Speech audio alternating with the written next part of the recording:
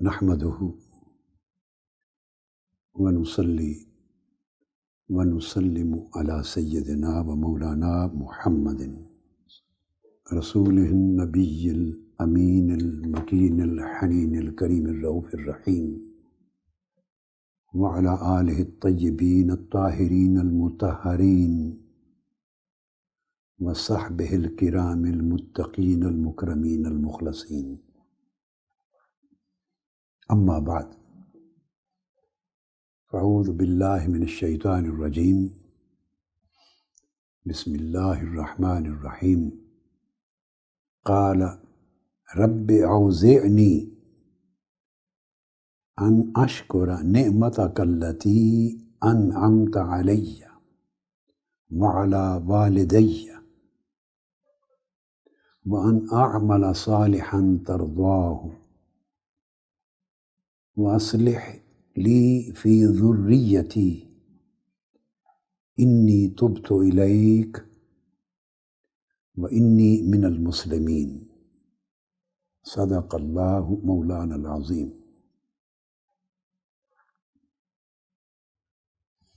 محترم مشائخ و علماء کرام، معزز معتکفین و معتکفات، جملہ خواتین و حضرات، دیگر مہمانان گرامی قدر اور دنیا کے اطراف و اکناف سے لاکھوں کی تعداد میں اس مجلس کے ساتھ سمع و بصر کے طریق سے شرکاء و حاضرین، سامعین و ناظرین، السلام علیکم ورحمۃ اللہ وبرکاتہ. الحمدللہ تعالی آج کا موضوع بھی پچھلی شب کی گفتگو کا تسلسل ہے، یعنی والدین کے حقوق و واجبات ہیں، جس کا عنوان ہے وَبِالْوَالِدَيْنِ إِحْسَانًا.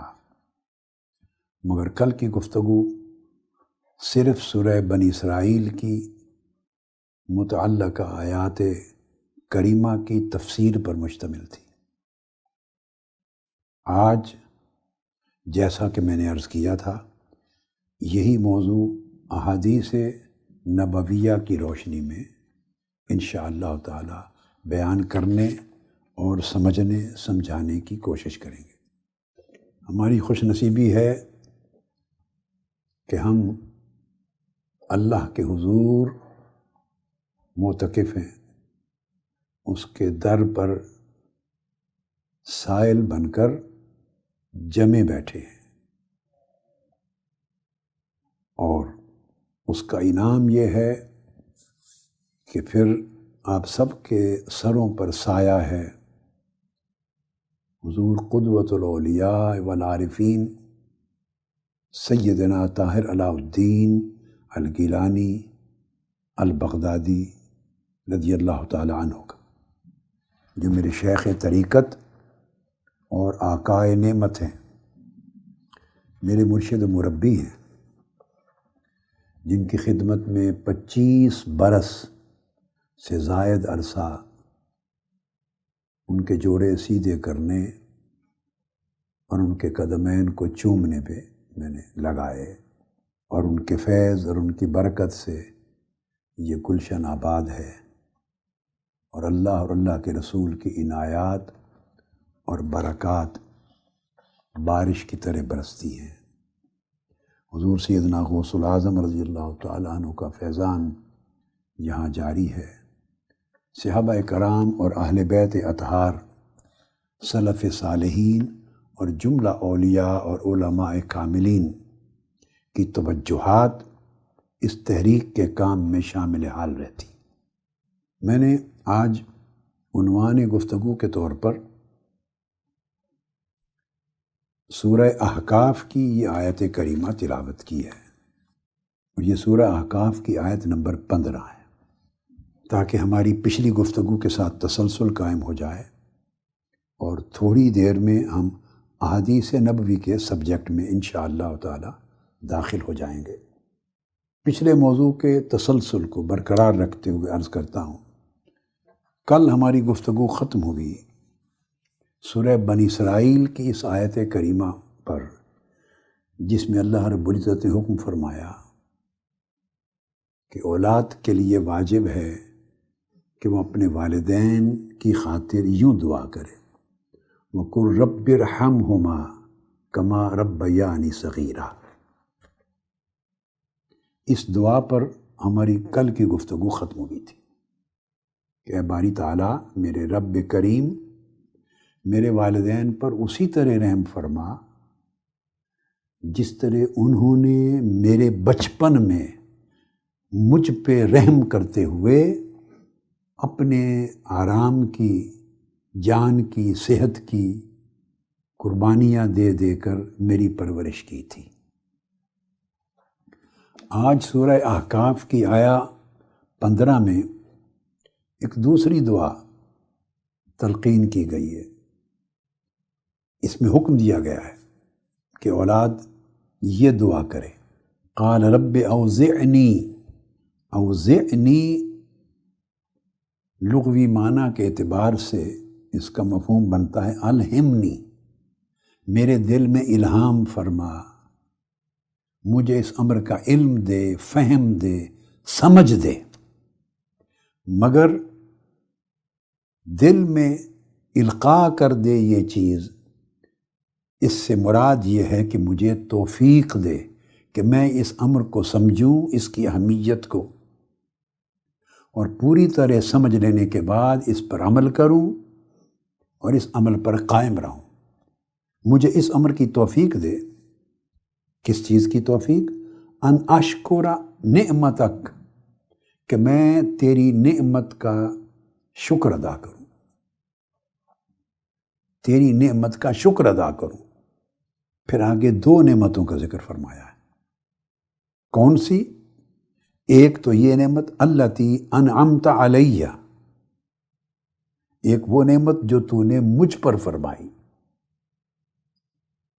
اور دوسری وعلی والدیہ، اور دوسری وہ نعمت جو تو نے میرے والدین پر فرمائی۔ چونکہ آگے بڑھنا ہے حدیث کی طرف تو مختصر یہ مفہوم سمجھانا چاہتا ہوں۔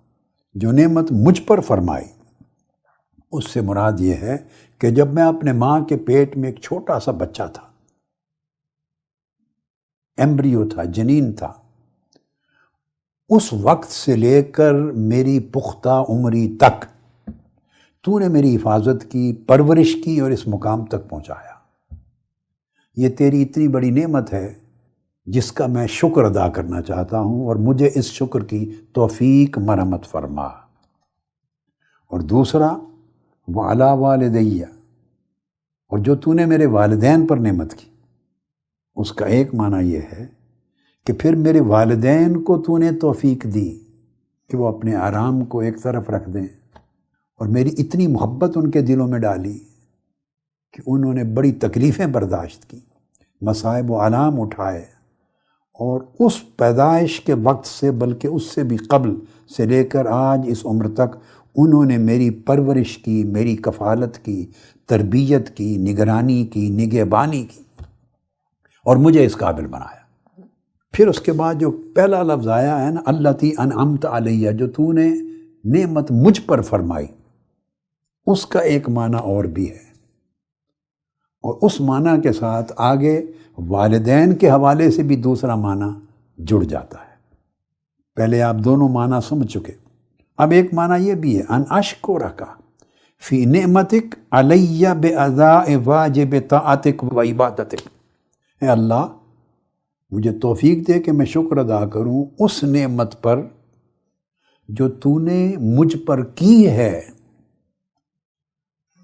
اور مجھے شعور عطا کر دیا ہے کہ میرے والدین کا مجھ پر احسان ہے، اور مجھے یہ سمجھ دے دی ہے اور توفیق دے دی ہے کہ میں اس احسان کو سمجھوں اور اس کا شکریہ ادا کروں اور ان کی خدمت کروں، تیری عبادت کروں، طاعت کروں اور ان کی خدمت کروں اور ان پر احسان کروں۔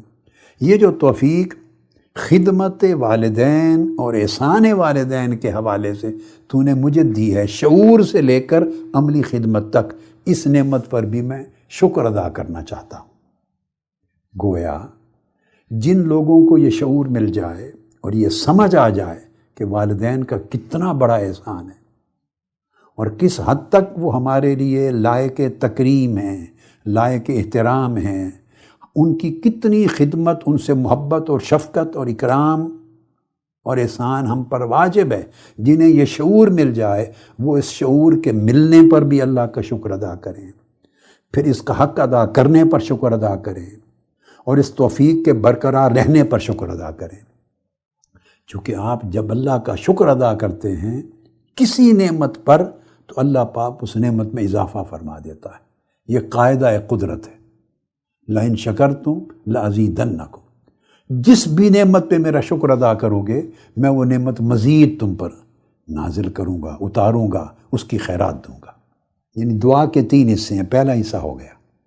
دوسرا حصہ دعا میں فرمایا کہ اب بندہ یہ مانگے وَأَنْ أَعْمَلَ صَالِحًا تَرْضَاهُ، کہ باری تعالیٰ اب شکر ادا کرنے کے ساتھ مجھے توفیق دے کہ میں نیک عمل کروں، نیک سیرت بن جاؤں، میرے اخلاق سنور جائیں، میری زندگی نیکی اور طاعت کا نمونہ بن جائے، صالح اعمال کا ارتکاب کروں، ترضاہ ہو، ایسی نیک سیرتی دے اور ایسے نیک اعمال کرنے کی توفیق دے جن سے تو راضی ہو۔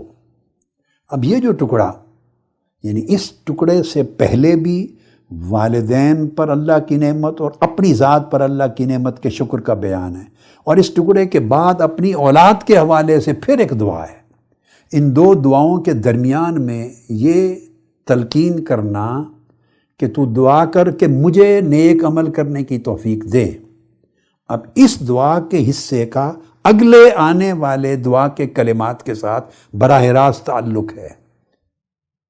اس کا مطلب یہ ہے کہ باری تعالیٰ مجھے یہ توفیق دی کہ نیک عمل کروں، چونکہ میں نیک عمل کروں گا تو میرے اعمال میری اولاد کے لیے نمونہ بن جائیں گے۔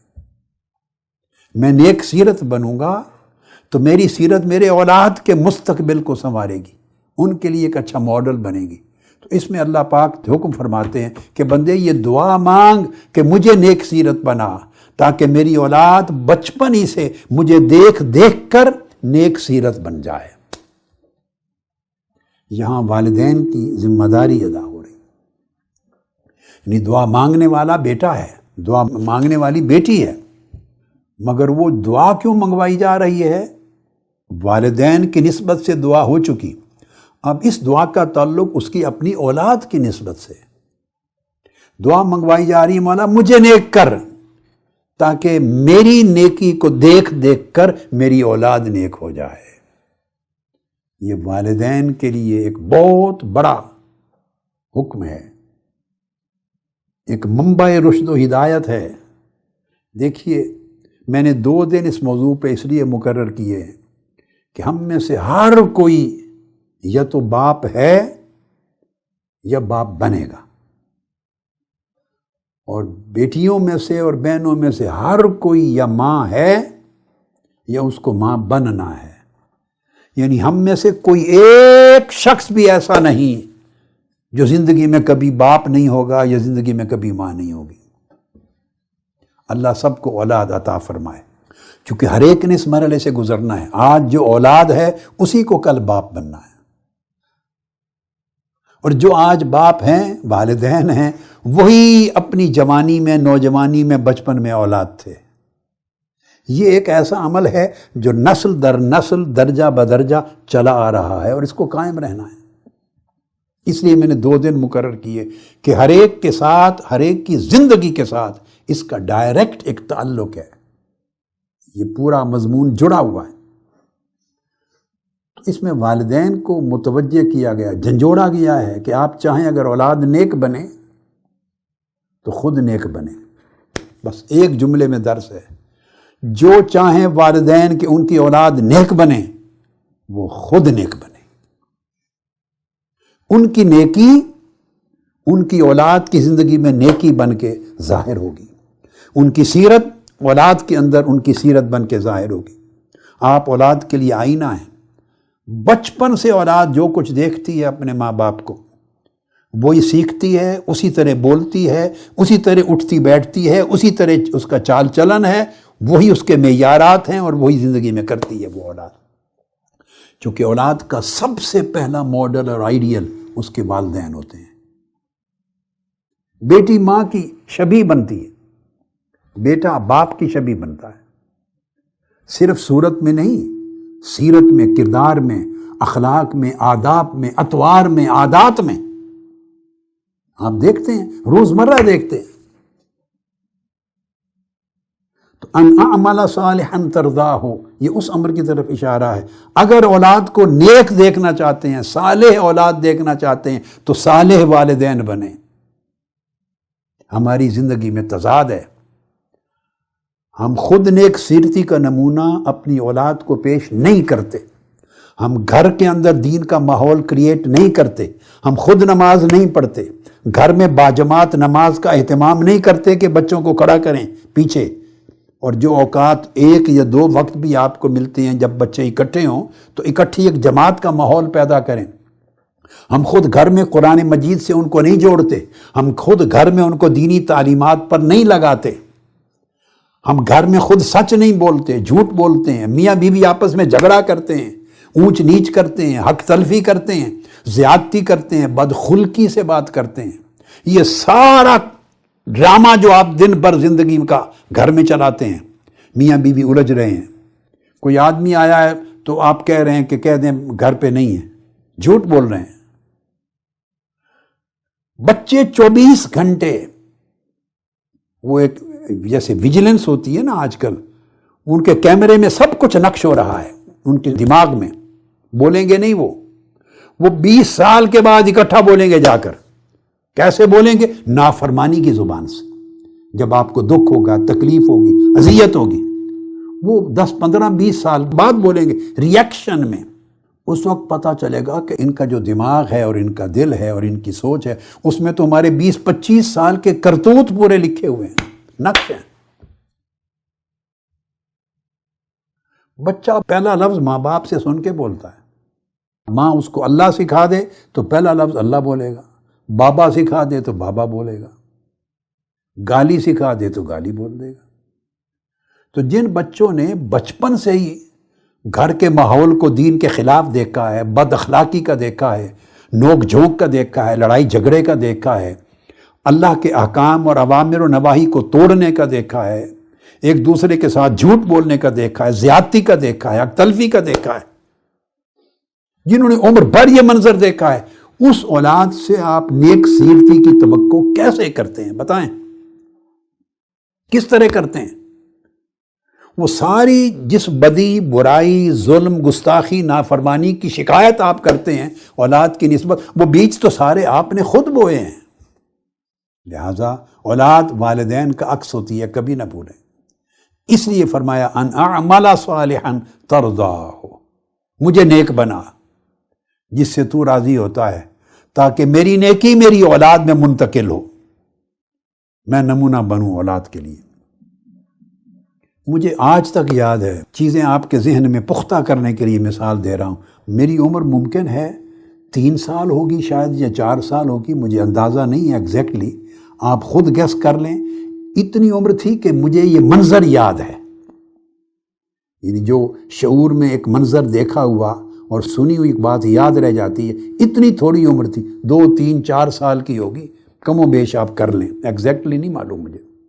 حضور فرید ملت رحمۃ اللہ تعالیٰ علیہ، میرے والد گرامی، پچھلی شب بڑی گریہ و زاری کے ساتھ اللہ کے حضور روتے تھے، عبادت کرتے تھے، سجدے میں، دعا میں، مصلے پر بڑی گریہ و زاری تھی ان کی زندگی میں، اور ان کو روتا ہوا سن کر میں اٹھ جاتا تھا، میری آنکھ کھلتی تھی، اپنی والدہ ماجدہ کے ساتھ چمٹ جاتا تھا، اور میں پوچھتا تھا بابا کیوں رو رہے ہیں، ابا جان کیوں رو رہے ہیں، انہیں کوئی تکلیف ہے، انہیں کیا ہو گیا ہے، کیوں رو رہے ہیں؟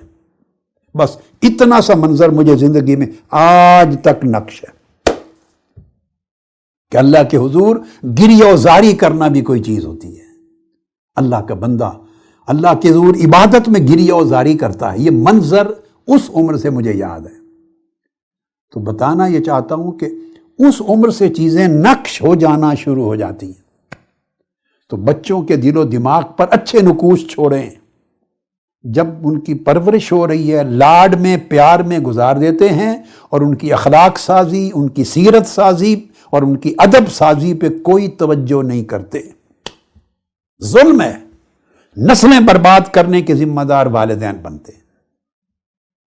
اس کے بعد فرمایا وَأَصْلِحْ لِي فِي ذُرِّيَّتِي، پھر یہ دعا کر کہ باری تعالیٰ میرے لیے میری اولاد میں نیکی اور خیر رکھ دے۔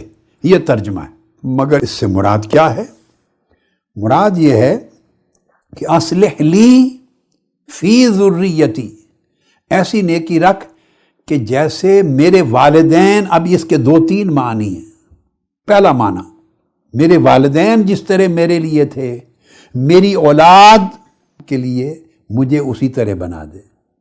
اب اس کا دوسرا معنی، جس طرح میں اپنے بچوں کے لیے، اولاد کے لیے ہوں کہ میرا دل ان کے لیے تڑپتا ہے اور میں ان کا دھیان رکھتا ہوں اور اپنی آرام کو قربان کرتا ہوں اور اپنی شفقتوں میں نہلاتا ہوں ان کو، جس طرح میں یعنی والدین ہم ان کے لیے پیار محبت کرتے ہیں، ان کو ہمارے لیے اس طرح خدمت گزار بنا دیں۔ ریسیپروکل لنک ہے۔ اسی کا ایک تیسرا معنی کہ میری اولاد کو میرے لیے اسی طرح احسان اور بھلائی کرنے والا بنا دے جس طرح میں اپنے والدین کے لیے ہوں، بیٹھا دعائیں کر رہا ہوں اور خدمت کر رہا ہوں اور ادب کرتا ہوں، تعظیم و تکریم کرتا ہوں، یعنی جیسا میں اپنے والدین کے لیے ہوں اس طرح میری اولاد کو بھی میرے لیے بنا دے۔ اب اس کا ایک چوتھا معنی بھی، اور چوتھا معنی یہ کہ مجھے اپنی اولاد کے معاملے میں حسن تربیت اور حسن پرورش کے لحاظ سے وہی کچھ کرنے کی توفیق دے جو تو نے میرے والدین کو دی تھی کہ میری اچھی پرورش کریں۔ جس طرح میرے والدین نے مجھے اچھے اخلاق سکھائے تھے، اچھا انسان بنایا تھا، میرے اندر نیکی منتقل کی تھی، اسی طرح مجھے توفیق دے کہ میں اپنی اولاد میں وہی نیکی آگے منتقل کر سکوں۔ گویا وہ نیکی جو مجھے والدین سے ملی میں اپنے اولاد کو منتقل کروں۔ یہ 4 معنی ہیں اس ایک جملے کے، جس جہت سے بھی اس کو دیکھ لیں اس میں فرائض اور واجبات ہیں کہ بحیثیت والدین جو احسان ہمارے والدین نے ہم پر کیا، جو نیکی ہمیں منتقل کی، جو پرورش ہماری کی، جو نیک تربیت ہماری کی، جو خیر اور بھلائی ہم تک پہنچائی، جو احسان ہم پر کیا، ہم پر واجب ہے کہ ہم وہ سارا کچھ آگے اولاد کو منتقل کریں۔ صرف لاڈ اور پیار نہیں، خالی لاڈ اور پیار بگاڑ پیدا کرتا ہے، وہ سنوارتا نہیں ہے۔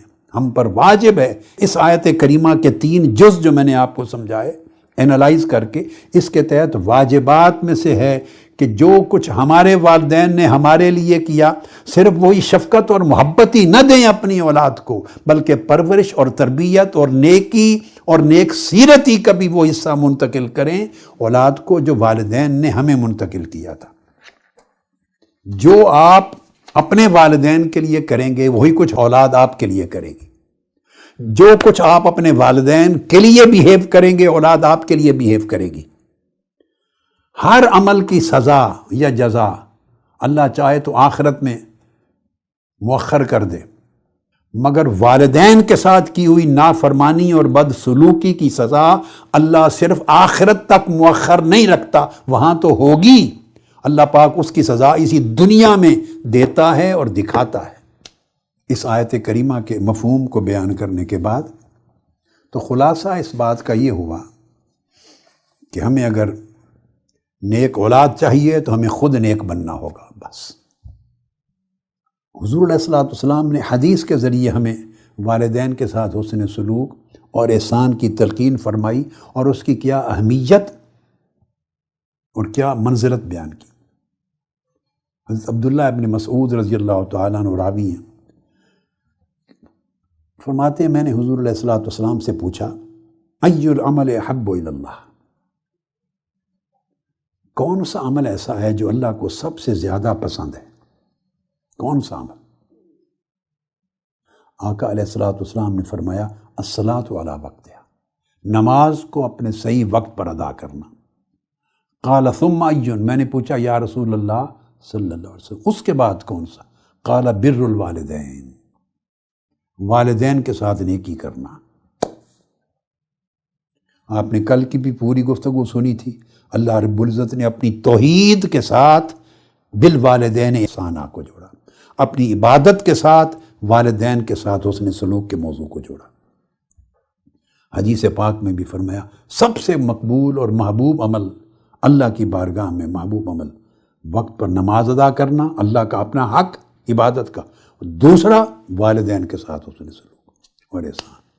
قال ثم ایون، میں نے پوچھا اس کے بعد؟ فرمایا الجہاد فی سبیل اللہ، اللہ کی راہ میں جہاد کرنا۔ تو جہاد سے والدین کے ساتھ حسن سلوک کا درجہ بلند رکھا ہے نماز اور جہاد کے درمیان، نماز کے متصلاً بعد والدین کے احسان اور ان کے ساتھ شفقت اور حسن سلوک کا درجہ۔ حضرت عبداللہ بن عمر رضی اللہ تعالیٰ عنہ روایت کرتے ہیں، یہ حدیث متفق علیہ۔ اب دوسری حدیث بھی صحیح بخاری مسلم میں متفق علیہ، فرماتے ہیں کہ ایک شخص آیا فاستأذنہ فی الجہاد، اس نے حضور علیہ الصلوۃ والسلام کی بارگاہ میں آ کر اجازت طلب کی جہاد پر جانے کی، جہاد پر جانے کی اجازت مانگی۔ اب آقا علیہ السلام نے کیا فرمایا وہ سنیں۔ فقال احی والداک، آپ نے پوچھا کیا تمہارے والدین زندہ ہیں؟ قال نعم، اس شخص نے جواب دیا جی ہاں یا رسول اللہ، زندہ ہیں۔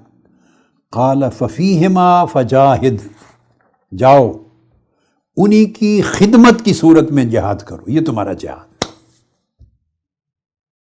اب اندازہ کر لیں وہ زمانہ جہاد کا تھا، دشمن حملے کرتے رہے، دین پر حملے تھے، شہر مدینہ پر حملے تھے، مسلمانوں کی جان و مال پر حملے تھے، دفاع کا زمانہ تھا، جہاد کا ماحول تھا، ہر طرف ہر ایک کے پر اس وقت ضروری تھا کہ وہ نکل کے اپنے ملک کا، وطن کا، دین کا، مسلمانوں کا، ایمان کا، مسلمانوں کی جان و مال کا، سرزمین مدینہ کا دفاع کرے۔ اس نے اجازت مانگی کہ میں جانا چاہتا ہوں۔ آقا علیہ السلام نے اسٹریٹ اوے پوچھا کہ تمہارے والدین زندہ ہیں؟ عرض کی جی یا رسول اللہ۔ فرمایا جاؤ، تمہارا جہاد یہ ہے کہ ماں باپ کی خدمت کی صورت میں جہاد کرو، ان کی خدمت ہی تمہارا جہاد ہے۔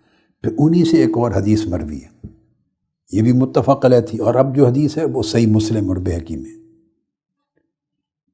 ایک شخص آقا علیہ السلام کی بارگاہ میں آتا ہے اور آ کے عرض کرتا ہے ابایعک علی الہجرۃ والجہاد، یا رسول اللہ صلی اللہ علیہ وسلم میں آپ کے دست اقدس پر بیعت کرنا چاہتا ہوں ہجرت اور جہاد کی، ابتغی الاجر من اللہ، میں اللہ کی بارگاہ سے اجر کا طلبگار ہوں۔ آقا علیہ السلام نے اس سے پوچھا قال فہل من والدیک احد حی، کیا تمہارے والدین میں سے کوئی زندہ ہے؟ قال نعم بل کلاہما، دونوں زندہ ہیں، اس نے کہا۔ پھر آقا علیہ السلام نے پوچھا کیا تم واقعی اللہ سے اجر کے طلبگار ہو؟ اس نے کہا جی ہاں حضور۔ آپ نے ارشاد فرمایا فرجع الی والدیک فاحسن صحبتہما، فرمایا اگر واقعی تم اللہ سے اجر کے طلبگار ہو اور اس اجر کے حصول کے لیے ہجرت کرنا چاہتے ہو اور جہاد کرنا چاہتے ہو تو پلٹ جاؤ، والدین کی خدمت میں ان کی خدمت کرو اور ان کی حسن خدمت کے ذریعے ہی اپنی ہجرت اور جہاد کا اجر حاصل کرو۔ ان کی خدمت ہی تمہاری ہجرت ہے اور ان کی خدمت ہی تمہارا جہاد ہے۔ پھر حضرت عبداللہ بن عمر سے مروی، ایک شخص نے آ کے عرض کیا یا رسول اللہ میں ہجرت کے لیے آپ سے بیعت کرنا چاہتا ہوں، اجازت دیں کہ میں ہجرت پر جاؤں، لیکن وَتَرَكْتُ أَبَوَيَّ يَبْكِيَانِ، مگر جب میرے والدین نے سنا کہ میں ہجرت پہ جا رہا ہوں تو رونے لگ گئے، تو میں روتا ہوا چھوڑ کے آیا ہوں۔ فَقَالَ ارْجِعْ إِلَيْهِمَا فَأَضْحِكْهُمَا كَمَا أَبْكَيْتَهُمَا، فرمایا واپس پلٹ جاؤ ان کی خدمت میں اور ان کو اسی طرح ہنساؤ جیسے روتا چھوڑ کے آئے ہو۔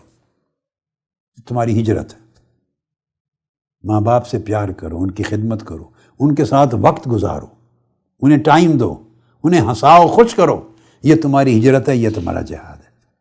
ہمیں دین مراسم کا سکھایا گیا ہے، رسومات کا دین، اور کہیں عملیات کا دین، کہیں مفادات کا دین، کہیں فسادات کا دین، معاذ اللہ استغفر اللہ، یہ ہمارا دین کا تصور ہے،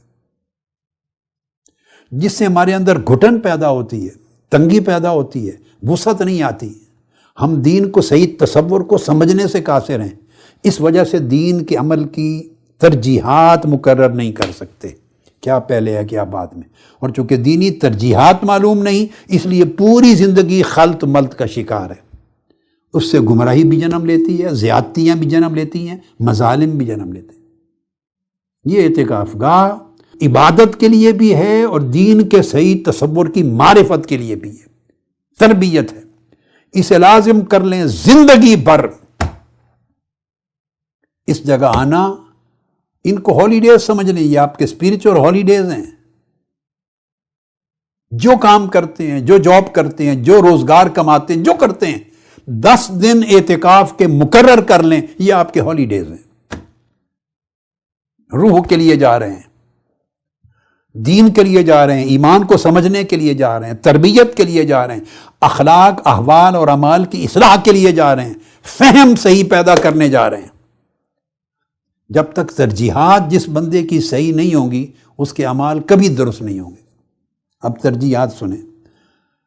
حضرت عبداللہ بن عمر رضی اللہ تعالیٰ عنہ روایت کرتے ہیں کہ آقا علیہ السلام نے فرمایا، نومک علی السریر برًا بوالدیک تضحکہما ویضحکانک افضل من جہادک بالسیف فی سبیل اللہ۔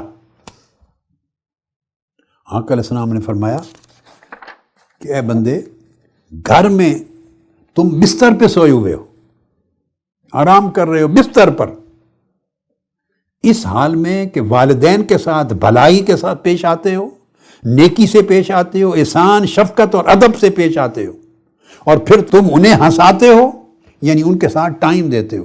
آج ہمارا پرابلم کیا ہے؟ بچے اگر بے ادب نہیں بھی ہوتے تو ان کا ٹائم سارا یوٹیوب پہ گزرتا ہے، فیس بک پہ گزرتا ہے، سیل فون پہ گزرتا ہے، اپنی گیم پہ گزرتا ہے، ٹک ٹاک پہ گزرتا ہے۔ والدین اکیلے بیٹھے ہیں، بچے اپنے گھر میں اپنی آئی فون پہ اور اپنی ذاتی مصروفیات پہ، کمپیوٹر پہ بیٹھے۔ ماں باپ کے ساتھ مل کے بیٹھنا سعادت ہے، خدمت اس کے بعد کا درجہ ہے۔ ان کے ساتھ بیٹھیں، ان کی مسکراہٹوں میں شریک ہیں، ان کی خوشی میں شریک ہو، ان سے سیکھو، ان سے بات کرو، آداب سیکھو، اٹھنا بیٹھنا سیکھو۔ ہم نے وہ زمانہ دیکھا ہے، میں ان ماؤں کو جانتا ہوں، میں نے ان ماؤں کو دیکھا ہے، وہ بچے بچیوں کو اٹھنے بیٹھنے کی تمیز سکھاتی تھی مائیں۔ اگر کوئی چلنا کسی کا درست نہیں ہے تو ماں ڈانٹتی تھی، بیٹھنا درست نہیں ڈانٹتی تھی، جمائی لے لی ہاتھ منہ پہ نہیں رکھا ڈانٹتے تھے والدین، بولنے کا طریقہ اچھا نہیں ہے ڈانٹتے تھے کہ یہ روڈ طریقہ ہے۔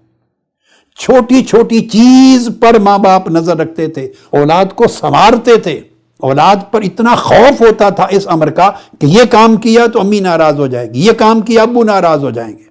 اور وہ جنہوں نے ایسے ماں باپ سے تربیت پائی ہے، انہوں نے اپنی زندگی کے اگر 50 برس بھی گزار لیے ہیں تو وہ اسی نقش پر قائم ہیں۔ اب کتنے والدین ایسے ہیں، کتنی مائیں ایسی ہیں جو اس تربیت کی ان پٹ دے رہی ہیں اپنی اولاد کو۔ یہ سمجھنے والی بات ہے۔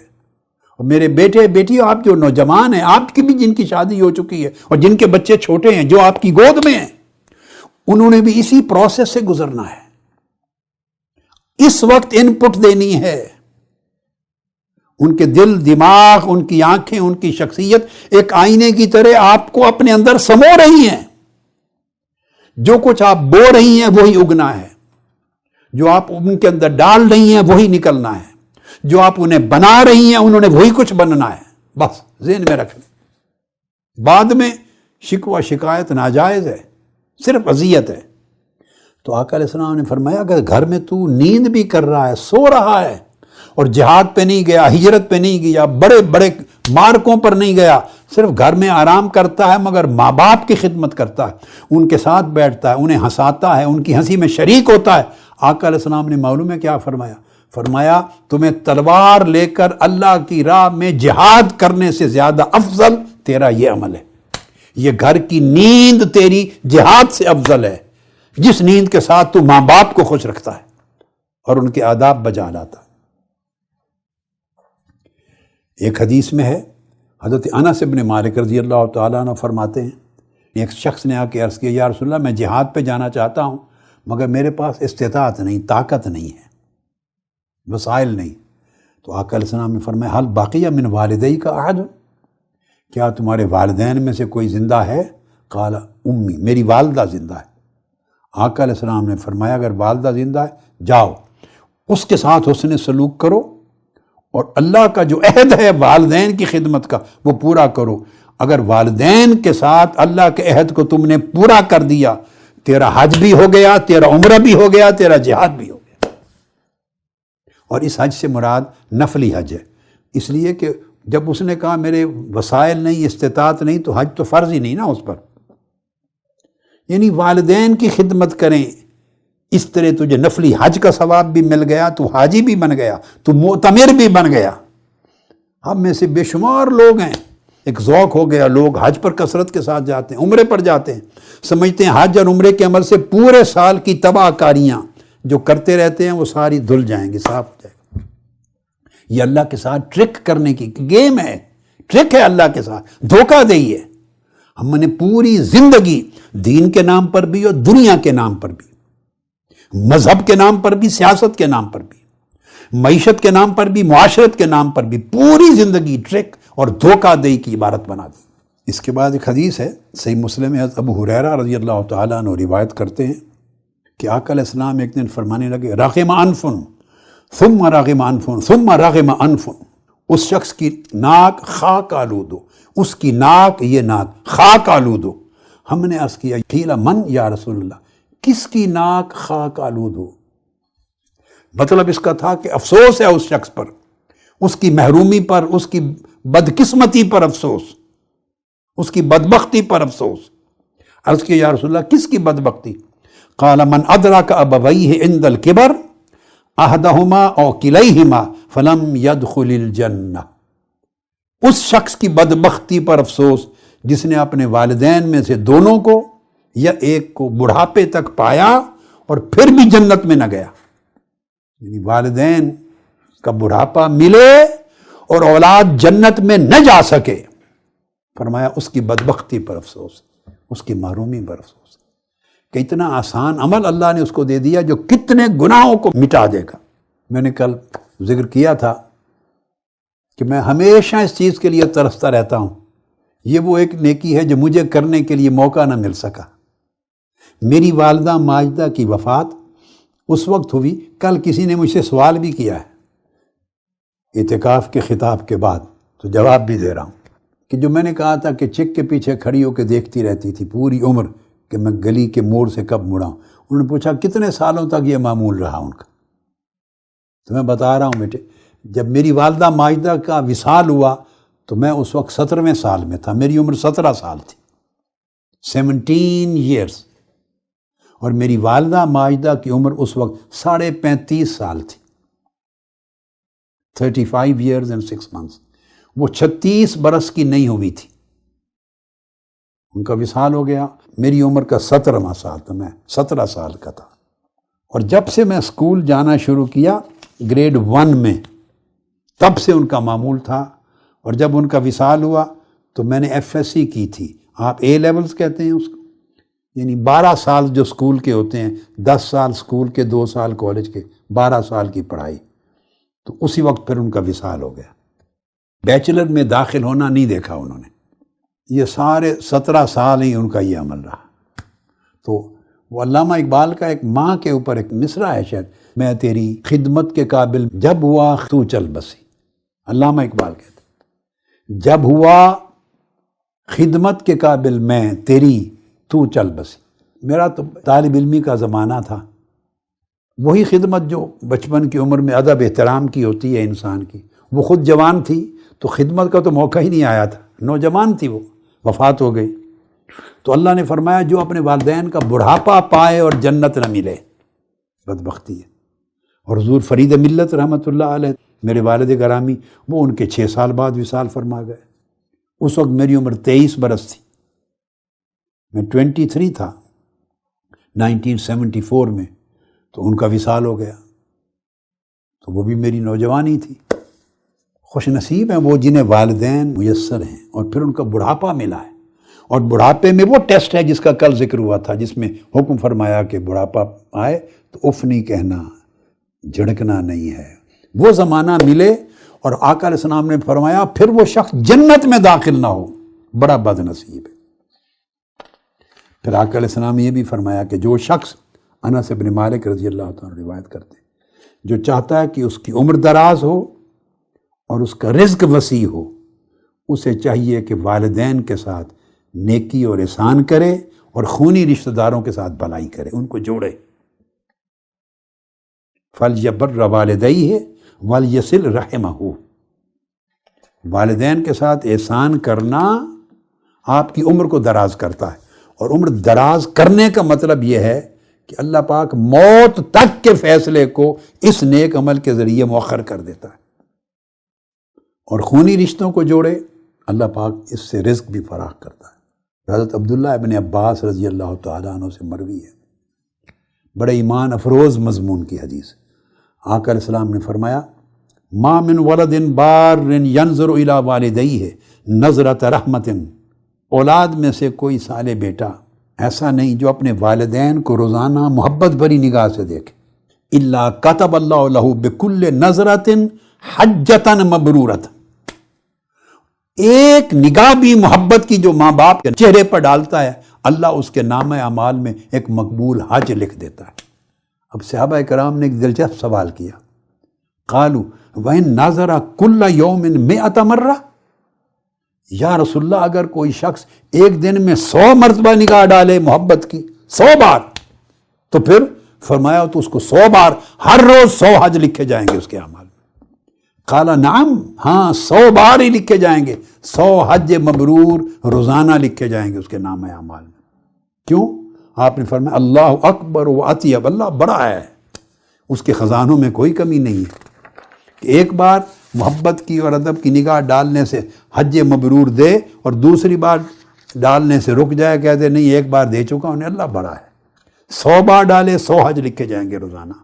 تو آپ میں سے کتنے ہیں جو چاہتے ہیں کہ روز 100 حج آپ کے نام اعمال میں لکھے جائیں، مقبول حج؟ ہاتھ کھڑا کریں۔ بیٹے بیٹیوں کے لیے، سب کے لیے۔ ایک بیٹی نے یہ بھی مجھے پوچھا، جو بیٹی سسرال میں مصروف رہتی ہے اور شوہر پہ ہی ڈیپینڈ کرتی ہے، اپنے وسائل نہیں، وہ اپنے والدین کا خیال کیسے رکھے؟ بیٹی میں نے کل ہی بتا دیا تھا، والدین کا خیال رکھنا، مالی کفالت تو اسی کے ذمے ہے اولاد میں سے جس کے پاس وسائل ہیں۔ بیٹے موسٹلی وہ بیٹے ہوتے ہیں۔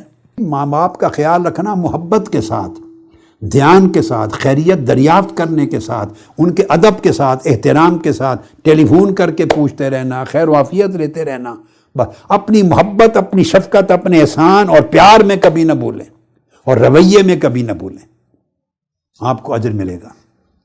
تو جس کی جیسی حالت ہے اسی طرح کے اس کے اوپر احکام اور واجبات ہیں۔ اب یہ تو والدین کا سبجیکٹ تھا، عمومی حسن سلوک کی اہمیت۔ اب میں 2 حصے لینا چاہتا ہوں، خاص طور پہ والدہ کے خصوصی اور امتیازی حقوق۔ والدین میں پھر والدہ کا نمبر 1 ہے حقوق کے اعتبار سے، اور اس کے بعد والد کے خصوصی امتیازی حقوق۔ اب میں تیزی سے یہ 2 بھی لینا چاہتا ہوں کنسیپٹس۔ حضرت ابو ہریرہ رضی اللہ تعالیٰ عنہ روایت کرتے ہیں، اور یہ حدیث بھی متفق علیہ ہے۔ ایک شخص نے آ کے عرض کیا، یا رسول اللہ، سب سے زیادہ میرے حسن سلوک کا اور حسن خدمت اور حسن صحبت کا حقدار کون ہے؟ سب سے زیادہ۔ من حق الناس بحسن صحابتی، آقا علیہ السلام نے فرمایا قال امک، قال ثم من، قال ثم امک، قال ثم من، قال ثم امک، قال ثم من، قال ثم ابوک۔ 3 بار تک پوچھا کہ سب سے زیادہ حق مجھ پر کس کا ہے؟ حسن خدمت اور حسن صحبت کا۔ فرمایا تیری ماں کا، پھر فرمایا تیری ماں کا، پھر فرمایا تیری ماں کا، پھر 4تھی بار پوچھا اس کے بعد فرمایا تمہارے باپ کا۔ والد پریشان نہ ہو جائیں، ان کا میں سبجیکٹ بعد میں لے رہا ہوں ایکسکلوسیو۔ ام المومنین حضرت عائشہ صدیقہ رضی اللہ تعالیٰ عنہ فرماتی ہیں، اور یہ حدیث مسند احمد بن حنبل میں ہے۔ ام المومنین سید عائشہ صدیقہ رضی اللہ تعالیٰ عنہ فرماتی ہیں کہ آقا علیہ السلام نے فرمایا، قال رسول اللہ صلی اللہ علیہ وسلم نمت فرأیتنی فی الجنہ۔ آقا علیہ السلام نے اپنا خواب بیان فرمایا۔ آقا علیہ السلام نے فرمایا، عائشہ مجھے خواب آیا ہے، میں سویا، میں نے خواب میں اپنے آپ کو جنت میں دیکھا کہ میں جنت میں تھا. فسمعت صوت قارئ یقرأ، تو میں نے جنت میں ایک قاری کو خوبصورتی سے قرآن پڑھتے ہوئے سنا. قرآن پڑھ رہا تھا، تلاوت کر رہا تھا. میں نے ملائکہ سے پوچھا، فرشتوں سے، فقلت من ھذا، یہ خوش نصیب کون ہے جنت میں قرآن کی تلاوت کر رہا ہے؟ فقالوا ھذا حارثۃ بن النعمان، ملائکہ نے کہا یہ حارثہ بن نعمان ہے. حضور علیہ الصلوۃ والسلام کے ایک صحابی تھے حارثہ بن نعمان. جواب دیا آقا علیہ السلام نے، کذالک البر کذالک البر وکان ابر الناس بامہ، فرمایا ہاں نیکی کا بدلہ ایسے ہی ہوتا ہے، نیکی کا بدلہ ایسے ہی ہوتا ہے. یہ اپنی ماں کے ساتھ بہت نیکی کرنے والا تھا حارثہ، اس کو یہی بدلہ ملنا چاہیے تھا جو اللہ نے عطا کیا. یہ منظر آقا علیہ السلام نے خود خواب میں دیکھا اور بیان فرمایا. یہ مسند احمد بن حنبل کی حدیث ہے، اور امام نسائی نے سنن کبریٰ میں، اور امام حاکم نے بھی بیان کی. آپ نے حضرت اویس قرنی رضی اللہ تعالیٰ عنہ کا نام آپ میں سے ہر ایک نے سنا ہے. ان کا نام آپ جانتے ہیں ان کی ولایت و معرفت کے حوالے سے اور ان کے عشق رسول کے حوالے سے، اس اینگل سے. مگر ان کی شخصیت کا ایک ہی اینگل جو آقا علیہ السلام نے بیان فرمایا، یاد رکھ لیں یہ واحد تابعی ہیں، واحد جن کا نام لے کر آقا علیہ السلام نے بیان کیا ہے. تابعی کا نام لے کر حضرت اویس قرنی رضی اللہ تعالیٰ عنہ، اور یہ صحیح مسلم کی حدیث ہے، حدیث صحیح. اور آقا علیہ السلام نے آپ کی ایک فضیلت بیان کی ہے خود اپنی زبان مبارک. وہ کیا؟ سیدنا فاروق اعظم رضی اللہ تعالیٰ عنہ کو بتایا. طویل حدیث ہے، میں صرف ریلیونٹ حصہ بیان کرنا ہوں. بتایا کہ عمر جب تمہاری ملاقات ہو اویس سے جو کرم کا رہنے والا ہے، تو اس کی پہچان یہ ہے اور اس کی فضیلت یہ ہے کہ اپنی والدہ کے ساتھ بڑی نیکی اور احسان کرنے والا ہے. یہ اویس کی خصوصیت ہے، اویس قرنی کی. لہو والدۃ وہو بہا بر لو اقسم علی اللہ لابرہ. بر کا لفظ 2 بار آیا ہے، دیکھیے، ہوا بہا بر اور پھر لابرہ. اویس قرنی وہ شخص ہے جو بڑی نیکی کرنے والا، بڑا احسان کرنے والا، بڑی خدمت گزاری کرنے والا اپنی والدہ کی. یہ فضیلت بیان کی. اور اس کا اجر اللہ نے کیا دیا کہ اگر وہ اللہ کا نام لے کر کسی عمل کے ہونے کی قسم کھا دے لا برہ، تو اللہ اس کی قسم کو پورا کر کے رہتا ہے. اب یہ جو 2 ٹکڑے ہیں جڑے ہوئے ایک ہی مقام پر، یہ معنی اس طرح کا دیتے ہیں کہ والدہ کے ساتھ سیدنا اویس قرنی رضی اللہ تعالیٰ عنہ کی اس بے حساب نیکی کا بدلہ اللہ نے اس طرح دیا کہ جیسے حضرت اویس قرنی ماں کی کوئی بات نہیں ٹالتے، جو کہیں وہ کرتے ہیں، جائز ہو، بشرطے کہ جائز. میں نے کل کہہ دیا تھا ناجائز کرنے کی اجازت نہیں. جو بات اپنے حق میں جو اللہ نے واجبات میں رکھی ہے مانگتی ہے وہ دیتا ہے. سو میں نے اس کا صلہ یہ دیا ہے کہ اویس مجھ سے جو مانگتا ہے میں دیتا ہوں، اور میرا نام لے کے جو قسم کھا دے میں پوری کر دیتا ہوں، وہی تقدیر بنا دیتا ہوں. یہ اویس قرنی رضی اللہ تعالیٰ عنہ. اسی وجہ سے آقا علیہ السلام نے فرمایا الجنت تحت اقدام الامہات، کہ جنت ماؤں کے قدموں کے نیچے ہے. اب جنت جب ماؤں کے قدموں کے نیچے رکھ دی تو اولاد کے لیے فضیلت بتا دی اور ماں کے لیے ذمہ داری بتا دی کہ اے ماں تیری اولاد کی جنت تیرے قدموں کے نیچے ہے. اب اللہ پاک نے یہ تیرے ہاتھ میں دے دیا ہے، تو چاہے تو اولاد کو جنت بھیج دے، جنتی بنا دے، اور چاہے تو اپنی اولاد کو دوزخی بنا دے، دوزخ کی راہ پہ چلا دے. چونکہ تیری گود میں پل رہی ہے، وہ بولی تجھ سے سیکھ رہی ہے، طور اتوار تجھ سے سیکھ رہی ہے، تعلیم اور شعور تیرے ذریعے لے رہی ہے. اب تیری مرضی تو اسے جنت کی راہ پہ ڈالتی ہے یا دوزخ کی راہ پہ ڈالتی ہے. تو اگر اولادیں خدا نہ خواستہ دوزخ کی راہ پہ گئیں تو مواخذہ صرف اولاد کا نہیں ہوگا. جیسے ماں کا حق خدمت میں پہلے ہے، اس طرح گرفت گریبان بھی ماں کا سب سے پہلے پکڑا جائے گا، کیونکہ اس کی گود میں پلی. پھر باپ کا پکڑا جائے گا. قوا انفسکم واہلیکم نارا. ذمہ داری بھی دونوں پر ہوگی، دونوں پر عائد ہوگی. کہ جب اولاد کو بنانے سنوارنے کا وقت تھا انہیں نیکی اور بدی کا فرق سکھانے کا وقت تھا، انہیں جنت یا دوزخ کی راہ پہ ڈالنے کا وقت تھا، اس وقت کیوں نہیں پرواہ کی؟ بات کے شکوے ریلیونٹ ہیں۔ اب والد کے بھی خصوصی اور امتیازی حقوق ہیں، جیسے والدہ کے ہیں، اس طرح والد کے۔ صحیح مسلم میں حدیث پاک آقا علیہ السلام نے فرمایا لا یجزی ولد والدہ، کوئی بیٹا اپنے باپ کا حق ادا ہی نہیں کر سکتا، ختم کر دی بات۔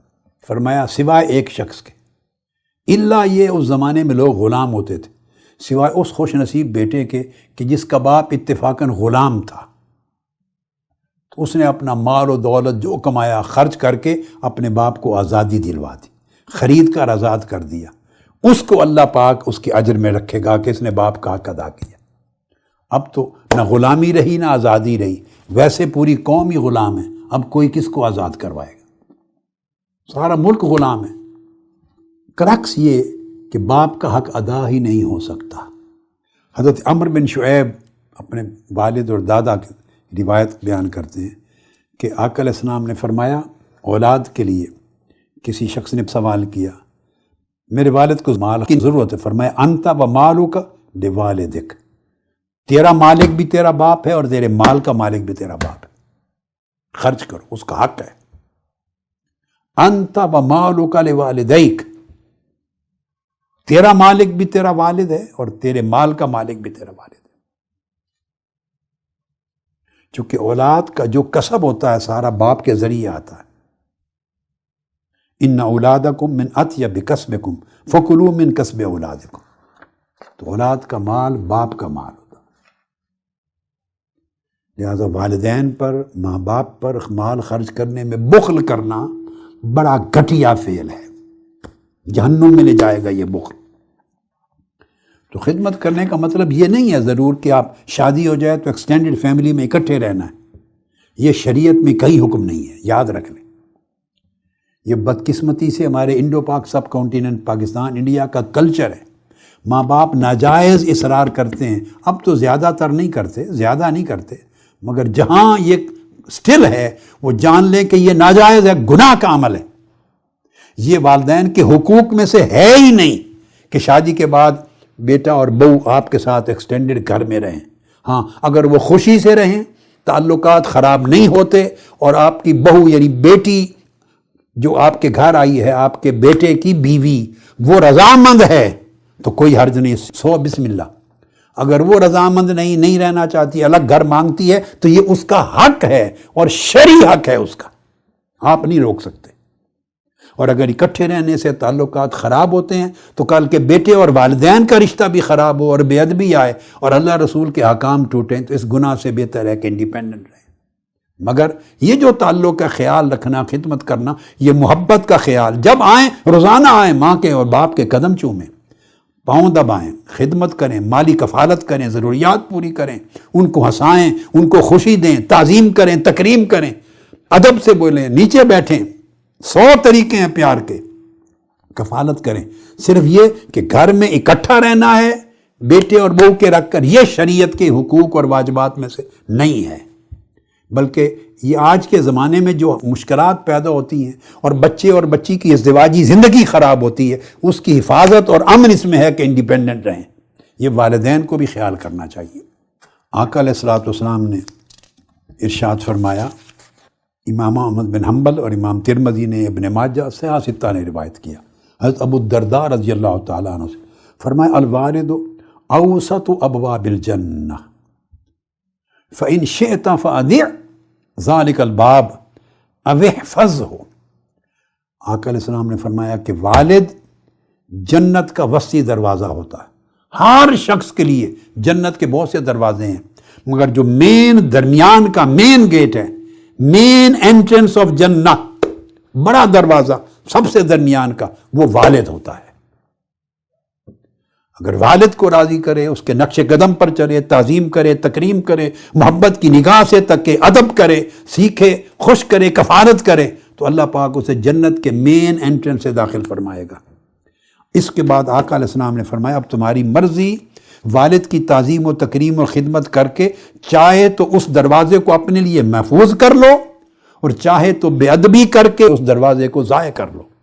فَإِن شِئْتَ فَأَدِعْ، چاہے تو ضائع کر لو، چاہے تو یہ دروازہ اپنے لیے محفوظ کرو۔ اب بیٹوں کا یہ رویہ باپ کے ساتھ بھی ہوتا ہے۔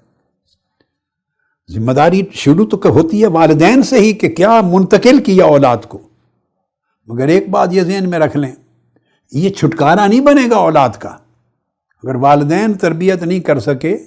تو یہ میں بات بار بار جو کہتا ہوں، یہ والدین کو متوجہ کرنے کے لیے کہ وہ بھی اپنا فریضہ ادا کریں، مگر اولاد سن لے کہ یہ ان کا دفاع نہیں بنے گا، اس وجہ سے چھوٹ نہیں جائیں گے کہ والدین نے تربیت نہیں تھی۔ نہیں، چوں آپ عاقل و بالغ ہیں، آپ مجھ سے سن رہے ہیں، آپ ہمیشہ سنتے رہے، آپ قرآن میں پڑھتے ہیں، اللہ کے احکام ہیں، اللہ کے رسول کے احکام ہیں، اس میں آپ کو عذر نہیں ملے گا کہ میری تربیت ٹھیک نہیں ہوئی تھی۔ حکم ہوگا اگر تربیت ٹھیک نہیں ہوئی تھی تو آؤ، پھر تمہاری تربیت کی بہترین جگہ جہنم ہے۔ جو کہتا ہے میری پرورش صحیح نہیں ہوئی تو حکم ہوگا کہ آؤ، پھر تمہاری پرورش کی جگہ یہ مأوا ہے جہنم، بئس المصیر، پھر یہاں تمہاری پرورش کرتے ہیں۔ جب دوزخ کی آگ میں جلائے جاؤ گے، پیپ پلائے جاؤ گے، نہ پانی ملے گا نہ ٹھنڈی ہوا، تباہی اور ہلاکت ہوگی، پھر بتایا جائے گا یہ پرورش ہو رہی ہے، یہ عذر نہیں بن سکتا۔ پھر ایک اور حدیث ہے، صحیح ہے، عبداللہ بن عمرو رضی اللہ تعالیٰ عنہ روایت کرتے ہیں، آقا علیہ السلام نے فرمایا قال رضا الرب فی رضا الوالد، رضا الرب فی رضا الوالد وسخط الرب فی سخط الوالد۔ یہ بھی جامع ترمذی کی، مستدرک حاکم، صحیح ابن حبان، بزار، حدیث صحیح۔ عبداللہ بن عمر فرماتے ہیں آقا علیہ السلام نے فرمایا رب کی رضا والد کی رضا میں ہے، اور اللہ کی ناراضگی والد کی ناراضگی میں۔ کئی لوگ اس مشرب کے اور اس طبیعت کے ہیں کہ باپ کو ناراض کیے ہوئے ہیں، والدہ کو ناراض کیے ہوئے ہیں، والدین کو ناراض کیے ہوئے ہیں، ان کی خدمت اور ان کے ادب و تکریم کی توفیق نہیں، باہر بڑی نیکی کے کام کرتے ہیں، محفل میلاد سجا رہے ہیں، 11ویں شریف کی محفلیں ہو رہی ہیں، بستر اٹھا کے 40 دن تبلیغی جماعت کے چلے پر جا رہے ہیں، عرس کر رہے ہیں، حج پر جا رہے ہیں، عمرے پر جا رہے ہیں، باہر بڑے لنگر خانے کھول کے کھلا رہے ہیں، اور ماں باپ کی آنکھوں کے آنسو پوچھنے کے روادار نہیں، ان کی بے ادبی کرتے ہیں، ان کو سنتے نہیں، ان کا حق ادا نہیں کرتے۔ یہ سارے کے سارے اعمال رائے گاہ جائیں گے، کسی عمل کا کوئی اجر نہیں، کوئی عمل اس کو دوزخ سے نہیں بچا سکتا۔ جس نے ماں باپ کو دکھ دیا، رنجش پہنچائی، بے ادبی کی، بے توقیری کی، بے تکریمی کی، خدمت نہ کی، اور باہر جا کے نفلی نیکیاں کماتا رہا، وہ کام نہیں آئیں گی، چونکہ وہ اوجب الواجب کو ترک کر کے آ رہا ہے۔ سب واجبوں سے بڑے واجب کو، فرضوں سے بڑے فرض کو اللہ کی عبادت کے بعد جب ترک کر رہا ہے تو چھوٹی نیکیاں کیسے بچائیں گی اس کو؟ یہ ترجیحات کا میٹر ہے۔ آقا علیہ السلام نے فرمایا، حضرت جابر بن عبداللہ سے مروی ہے، بروا آباءکم تبرکم ابناءکم، آپ نے فرمایا اپنے باپ دادا کی تعظیم و تکریم کرو، تمہاری اولادیں تمہاری تکریم و تعظیم کریں گی۔ کتنا خوبصورت فارمولہ ہے یہ، بروا آباءکم، اپنے باپ دادا کی تعظیم کرو، تکریم کرو، ان کا ادب کرو، ان سے محبت کرو، ان کی حسن خدمت کو سعادت سمجھو، تمہاری اولادیں اور نسلیں اسی طرح تمہاری خدمت کریں گی، تمہارے ساتھ نیکی سے پیش آئیں گی۔ پھر فرمایا وَعِفُّ عَنْ نِسَاءِ النَّاسِ تَعِفُّ نِسَاؤُكُمْ، دوسروں کی بیٹیوں اور دوسروں کی جو عورتیں ہیں اور بیٹیاں، ان کے ساتھ ان کی عصمت و عزت کی حفاظت کرو، اللہ تمہارے گھر کی بیٹیوں اور عورتوں کی عزت کی حفاظت کرے گا۔ جو آدمی درندہ بنتا ہے باہر کے لیے، اس کے گھر درندے آتے جپٹتے ہیں۔ یہاں ایک بڑے راز کی بات ہے جس کا تعلق براہ راست آج کے معاشرے میں ہے۔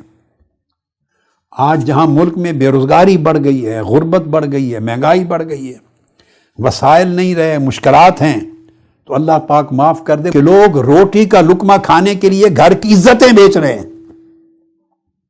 اپنی عزتیں بیچ کے جو روٹی کا لقمہ آپ کھاتے ہیں،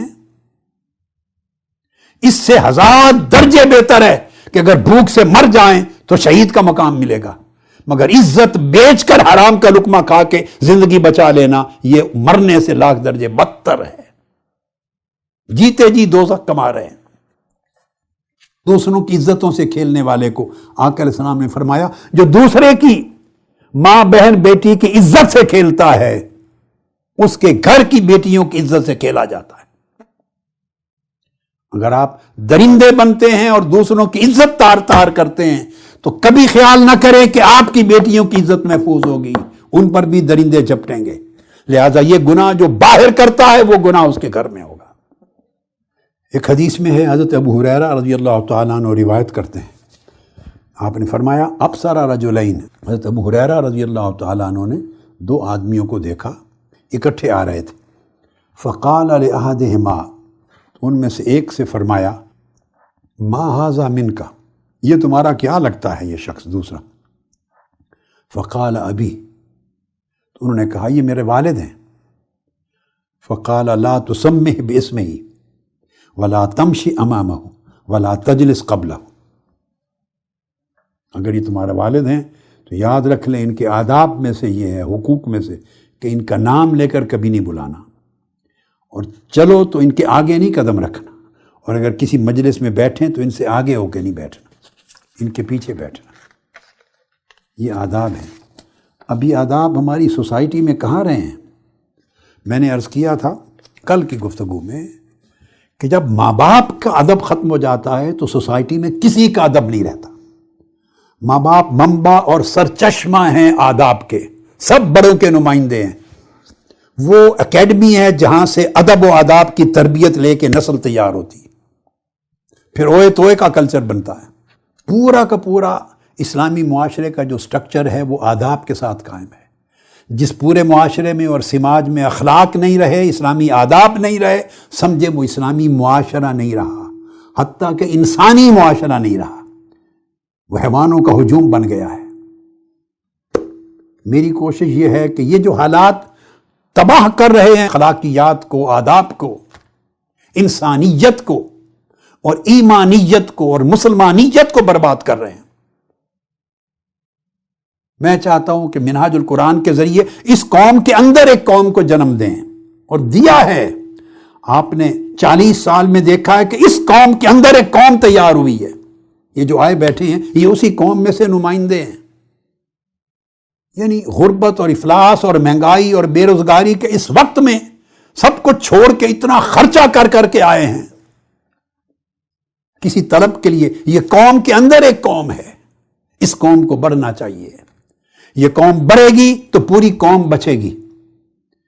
آپ کی یہ قوم جو نیکیوں پر قائم ہو، اخلاق پر قائم ہو، آداب پر قائم ہو، نیک سیرتی پر قائم ہو، تقوی پر قائم ہو، احسان پر قائم ہو، یہ قوم جتنی بڑھے گی تو وہ بڑے پیمانے کی قوم بچے گی، ملک بچے گا۔ مہنگائی نے یاد رکھ لیں کبھی کم نہیں ہونا، ذہن میں رکھ لیں۔ جس ملک میں حکمران اور ملک کے بڑے لوٹ مار کرنے والے، حرام خور، حرام کار، کرپشن کرنے والے، لوٹنے والے ہوں، اور جن کو غریبوں کا، کمزوروں کا، نسلوں کا کوئی درد اور احساس نہ ہو، اور حلال اور حرام کا فرق جس معاشرے میں حکمرانوں میں مٹ جائے، ظلم اور ناانصافی کا اور عدل کا فرق مٹ جائے، اور بولی جھوٹ ہو، کذب ہو، دھوکہ ہو، تہمت ہو، جو کچھ ہو رہا ہے رات دن آپ دیکھتے ہیں ٹیلی ویژن کے ذریعے، جو کچھ ہو رہا ہے اس معاشرے میں خیر نہیں رہتی۔ اب بچائیں، آگ لگی ہے اس معاشرے کو، آگ لگ گئی۔ جب پورے شہر کو آگ لگ جائے تو آپ نہیں بچاتے خود کو؟ بولیے کیا کرتے ہیں؟ ترتیب ہوتی ہے، ترتیب۔ پورا شہر جب آگ کی زد میں آ جائے اور آگ لگ گئی ہو تو سب سے پہلے بندہ خود کو بچاتا ہے، پھر اپنے گھر والوں کو بچاتا ہے، پھر پڑوسیوں کو بچاتا ہے، پھر محلے میں جہاں تک اس کی بساط ہے ہو سکے بچانے کی کوشش کرتا ہے۔ یہ اس لگی ہوئی آگ میں آپ کو بچانے کی کوشش کر رہا ہوں۔ خود کو بچاؤ، پھر گھر والوں کو بچاؤ، پھر اڑوس پڑوس کو بچاؤ، پھر اہل محلہ کو بچاؤ، اقارب کو بچاؤ، رشتہ داروں کو۔ تھوڑا تھوڑا کر کے افراد اور نفوس انسانی کو بچاتے جاؤ گے، یہ آپ کا انقلاب ہے، یہ جہاد ہے۔ اس لگی ہوئی آگ کو آپ اس وقت نہیں بجھا سکتے، اس کے بڑے عوامل ہیں۔ میں سب کچھ حالات کو جانتا ہوں، نیچے سے اوپر اور دائیں سے بائیں اور اندر سے باہر سب جانتا ہوں، بتا نہیں سکتا، کوئی اس آگ کو بجھا نہیں سکتا۔ سمجھیں کبھی مہنگائی کم ہوگی، کسی کے آنے اور جانے سے مہنگائی کم ہوگی؟ مہنگائی کم نہیں ہوگی، حالات یہی رہیں گے۔ بے روزگاری کوئی کم نہیں ہوگی، لوگوں کی آپس کی سیاستدانوں کی اچھائی برائی الگ میٹر ہے، کوئی اچھا کوئی برا وہ الگ جنگ ہے، مگر آپ سمجھیں کہ آپ کو سکھ مل جائے گا، مہنگائی کم ہو جائے گی، راحت آ جائے گی، وسائل بڑھ جائیں گے، آگ بجھ جائے گی۔ اب یہ آگ لگانے والوں نے لگا دی، اب ساری آگ نہیں بجھا سکتے آپ۔ خود کو بچائیں، گھر کو بچائیں، پڑوسیوں کو بچائیں، اعزاء اقارب کو بچائیں، محلے والوں کو بچائیں۔ ہر شخص یہ عمل کرتا رہے تو کچھ نہ کچھ تو بجھتی جائے گی نا۔ یہ بہت بڑا جہاد ہے۔ ممکن ہے الٹیمیٹلی جب ہر شخص یہ عمل کرنے لگے تو پھر پورے شہر کی آگ بھی بجھ جائے، مگر تب جب ہر شخص آگ بجھانے کے عمل میں شریک ہو۔ آخری حصہ جو دینا چاہتا ہوں آج، والدین کی نافرمانی اکبر الکبائر ہے، سب بڑے گناہوں میں سب سے بڑا گناہ۔ حضرت ابو بکرہ رضی اللہ تعالیٰ عنہ روایت کرتے ہیں کہ آقا علیہ السلام نے فرمایا الا انبئکم باکبر الکبائر، کیا نہ بیان کروں کہ سب سے بڑے گناہوں میں سے کون سے ہیں؟ عرض کیا یا رسول اللہ، قال الاشراک باللہ وعقوق الوالدین، اللہ کے ساتھ شرک کرنا اور والدین کی نافرمانی کرنا، یہ تمام کبیرہ گناہوں میں سب سے بڑے گناہ ہیں۔ اب آپ دیکھ لیں، دو بیان کیے، سب سے بڑے اللہ کے ساتھ شرک اور والدین کی نافرمانی، والدین کو تکلیف دینا، اذیت دینا۔ اور دوسری حدیث میں آقا علیہ السلام نے 3 بیان کیے، سب سے پہلا فرمایا الاشراک باللہ، دوسرا فرمایا حقوق الوالدین، تیسرا قتل النفس، یعنی انسانی جان کے قتل کرنے سے بھی زیادہ والدین کو تکلیف دینا، اذیت دینا بڑا گناہ ہے۔ نفس انسانی کے قتل سے بھی پہلے بیان کیا، شرک کے بعد علیہ السلام نے فرمایا ہر گناہ کا عذاب اللہ پاک قیامت کے دن تک جس کے لیے چاہے مؤخر کر دیتا ہے، سوائے والدین کی نافرمانی کے، انہیں دکھ پہنچانے کے، اذیت پہنچانے کے، ان کی بے تکریمی کے، کہ اللہ پاک ان اللہ یعجلہ لصاحبہ فی الحیات قبل الممات، نافرمان اولاد کے مرنے سے پہلے اس کی نافرمانی اور والدین کی بے توقیری، بے تکریمی، بے عزتی کی سزا وہ اپنی زندگی میں پالے گا۔ اس کی اولاد اس کا گریبان پکڑے گی، اس کی اولاد اس کو گالی دے گی، اس کی اولاد اس کے لیے نافرمان ہوگی، اور اس کو وہی اذیت ملے گی مرنے سے پہلے جو اذیت اس نے اپنے والدین کو دی۔ ایک شخص تھا، حدیث پاک میں آتا ہے، وہ خوارج کے ایک گروہ میں مل گیا اور خارجیوں کے ساتھ مل کے مظالم کرتا رہا، بعد میں پھر پلٹ کے اسلام کی طرف آ گیا۔ اس نے حضرت عبداللہ بن عمر رضی اللہ تعالیٰ عنہ سے کہا کہ میں نے نجدات کا جو فرقہ تھا خوارج کا، خارجیوں کا، اس میں رہ کے بڑے گناہ کیے، بڑے ظلم کیے، پچھتاتا ہوں، میری معافی کی کوئی صورت ہے؟ تو آپ نے فرمایا، تو عبداللہ بن عمر رضی اللہ تعالیٰ عنہ نے فرمایا کیا تو واقعی دوزخ سے ڈرتا ہے اور چاہتا ہے واقعی دل سے کہ تو جنت میں داخل ہو؟ اس نے کہا جی واللہ، اللہ کی قسم اس طرح چاہتا ہوں۔ آپ نے فرمایا احی والداک، کیا تمہارے والدین زندہ ہیں؟ اس نے کہا میری ماں زندہ ہے۔ اس نے کہا جاؤ خدا کی قسم، لو علنت لها الکلام واطعمت لها الطعام لتدخلن الجنت ما اجتنبت الکبائر، والدین میں اگر کوئی بھی زندہ ہے، اس نے کہا میری ماں، کہا جاؤ اس کے ساتھ میٹھا کلام کرو، محبت بھری گفتگو کرو، اس کو ہنساؤ، اس کے دل کو راضی کرو، اس کو اپنے ہاتھوں سے کھانا کھلایا کرو، تمہیں یقیناً جنت میں جاؤ گے، بشرطے کہ آئندہ بڑے گناہوں سے بچتے رہو۔ آقا علیہ السلام نے فرمایا کہ یہ اللہ پاک کا قانون ہے کہ 3 لوگ کبھی جنت میں نہیں جائیں گے، 3 لوگ جنت میں نہیں جا سکتے۔ لا يدخل الجنت منان، وہ شخص جو احسان کر کے پھر اس دوسرے غریب کو جتلواتا ہے، خواہ زبان سے جتلائے، خواہ آنکھوں سے، خواہ باڈی لینگویج سے، خواہ طرز عمل سے جتلائے، مگر اپنا احسان کر کے جتائے، یہ اذیت دینا ہے غریب کو، یہ شخص اس پر جنت کا دروازہ بند ہے۔ ولا آقن والدی، اور جو والدین کو تکلیف پہنچائے، اذیت دے، نافرمانی کرے۔ اور تیسرا شراب پینے والا، شرابی شخص۔ اب شراب کلچر ہو گیا ہے، ہم نے اپنے اوپر جنت کے سارے دروازے بند کر لیے ہیں، دوزخ کے دروازے کھلتے جا رہے ہیں۔ آپ کی سٹرگل کیا ہے، جہاد کیا ہے، آپ کا انقلاب کیا ہے؟ ان بند ہو جانے والے جنت کے دروازوں کو کھولنا، اپنے لیے، اپنے گھرانے کے لیے، اپنے پڑوس کے لیے، اپنے جوانوں کے لیے، بیٹے بیٹیوں اور پوری سوسائٹی کے لیے، ان کی روش کو بدلنا۔ اللہ رب العزت کی اس خاص وعدے کا آقا علیہ السلام نے ذکر فرمایا۔ عبداللہ ابن عباس سے مروی ہے، آپ نے فرمایا حضور علیہ الصلوۃ والسلام نے کہ اگر کوئی شخص، اس کے والدین زندہ ہیں یا دو میں سے کوئی ایک زندہ ہے، اور وہ ہر روز اٹھ کر آ کے ان کی خیریت پوچھتا ہے، مسکرا کے ملتا ہے، ان کی خیریت پوچھتا ہے، تو آقا علیہ السلام نے فرمایا صرف والدین کی محبت کے ساتھ خیریت پوچھنے سے جنت کے 2 دروازے کھل جاتے ہیں، اس پر 2 دروازے کھل جاتے ہیں۔ اگر 2 میں سے ایک زندہ ہے تو اس کی پوچھتا ہے تو ایک دروازہ ہر روز کھلتا جاتا ہے۔ آپ نہیں چاہتے کہ ہر روز جنت کے دروازے آپ پر کھلتے جائیں اور دوزخ کے دروازے بند ہو جائیں۔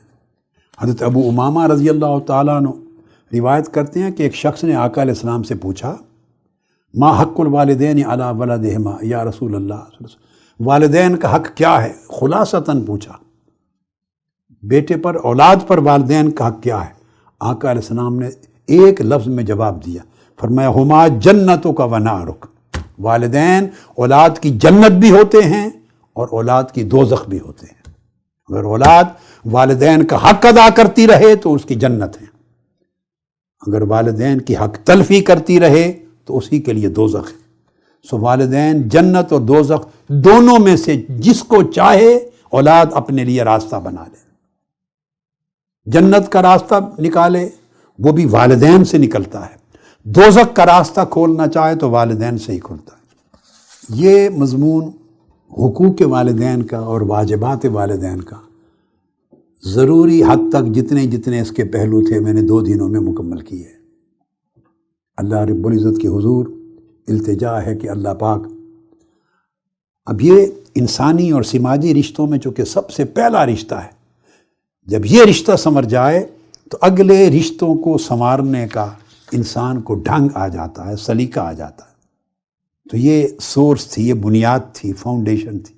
اللہ پاک اسے سمجھنے کی توفیق دے اور ہماری فاؤنڈیشن درست ہو جائے، اساس درست ہو جائے، تاکہ اس کے بعد اس کو سمجھ کر ہم اپنے سماج میں، معاشرے میں باقی رشتوں کی بھی اصلاح کر سکیں۔ اللہ پاک آپ سب کا ہمارا بیٹھنا، جاگنا، بیان کرنا، سننا، سمجھنا قبول کرے، اور پھر سب سے بڑھ کر جو کچھ سمجھا ہے، بیان ہوا ہے، اس پر عمل کرنے کی توفیق عطا فرمائے۔ وما علینا الا البلاغ، والسلام علیکم ورحمۃ اللہ وبرکاتہ۔